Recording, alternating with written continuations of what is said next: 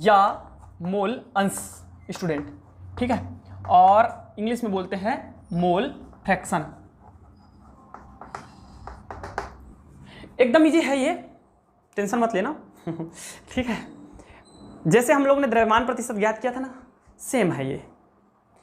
क्या होता है भैया मोल प्रभाव? सुनो, किसी विलयन का नहीं होता, ये किसी घटक का होता है। घटक मतलब सॉल्यूट या सॉल्वेंट का। सुनो, किसी घटक का मोल प्रभाज, किसी घटक का मोल प्रभाज उस घटक के ग्राम मोलों की संख्या और उस विलयन में उपस्थित कुल घटकों के ग्राम मोलों के योग के अनुपात के बराबर होता है। बोलने में शायद आप लोगों को टफ लगा होगा, मैं लिखूंगा तो समझ में आ जाएगा, ठीक है स्टूडेंट।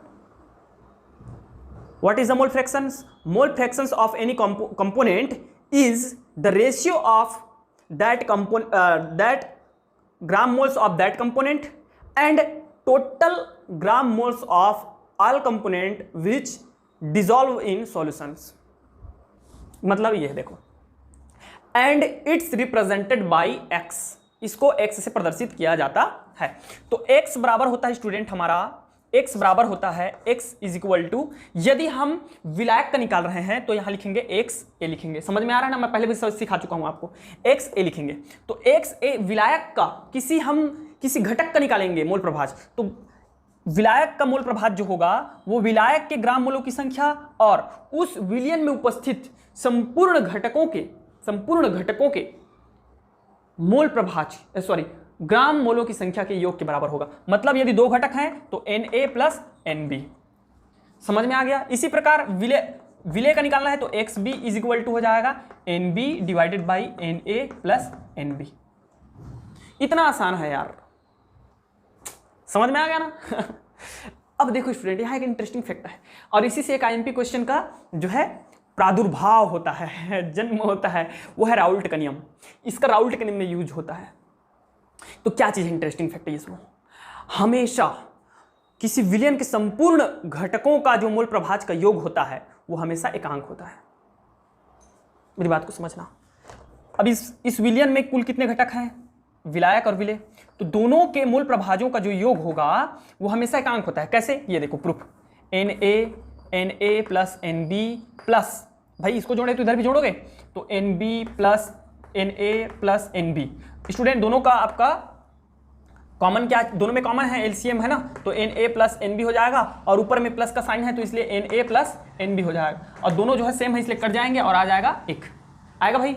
इसी प्रकार सिमिलरली स्टूडेंट यदि सपोज करो कि 3 घटक है, क्या है? 3 घटक है विलयन में, समझ में आ रहा है? तो तीनों घटक का, जैसे कि हमने क्या बना दिया, नींबू पानी बना दिया, नमक वाला नींबू पानी, ठीक है। तो पानी, जल, आपका नींबू का रस और क्या बोलते हैं हमारा शक्कर, नमक, तो तीनों का अगर मुझे निकालना होगा तो क्या होगा पता है? XA, सपोज करो कि ये नींबू का है तो XA बराबर हो जाएगा Na divided by Na plus NB plus NC, क्योंकि 3 घटक है वहां, नींबू है, ठीक है, नमक है और पानी है, जल है।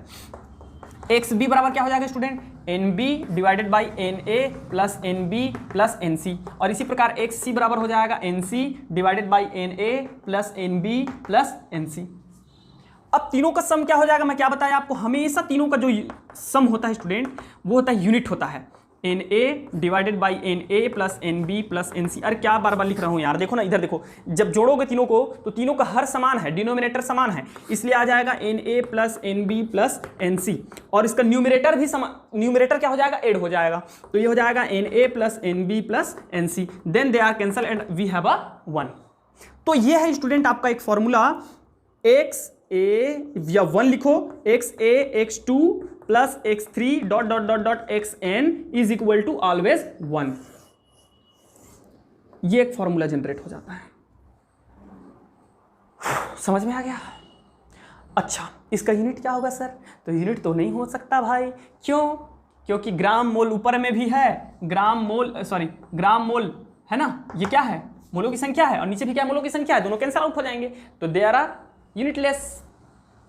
हाँ, अगर आपको 2 कंपोनेंट दिया है स्टूडेंट तो आसानी से आप एक चीज फाइंड कर सकते हो क्या चीज़ फाइंड कर सकते हो, ये देखो भाई, सिर्फ मुझे 2 कंपोनेंट दिया है और मुझे एक कंपोनेंट का मान मोल प्रभाजन पता है, एक कंपोनेंट का मोल प्रभाज पता है, तो मैं दूसरे का मैं मोल प्रभाज निकाल सकता हूं। कैसे? इस फॉर्मूले की सहायता से। फॉर्मूला हमारा जनरेट हो जाता है XA plus XB is equal to 1। अब सपोज करो कि मुझे XA का मान पता है, तो मैं क्या करूंगा, XB बराबर मान को रख दूंगा यहाँ सीधा, ऐसा मत निकालते रहना फॉर्मूले में, ठीक है। फिर उसका मॉलिक्यूलर वेट निकालना पड़ेगा, उसका मास निकालना पड़ेगा, फिर मॉलिक्यूलर, फिर मास, ये सब करने से अच्छा है अगर आपको एक का दिया है दूसरे का पूछ रहा है, एक नंबर में आ गया, तो आप सीधा सीधा क्या करो, इसको उधर ट्रांसफर कर दो और 1 माइनस क्या कर देंगे स्टूडेंट, XA कर देंगे।